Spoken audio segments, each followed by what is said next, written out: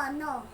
Example, pag mas inuuna mo na lang maglaro or mag-computer games kaysa makinig sa ating online service, posible na nagiging idol na natin ang mga bagay na ito. Kaya nga mga kids, importante na inuuna natin si God sa lahat ng bagay. Tulad nga ni Shadrach, Meshach, at Abednego. Dapat hindi din natin ipagpapalit si Lord sa ibang bagay. Bakit nga ba?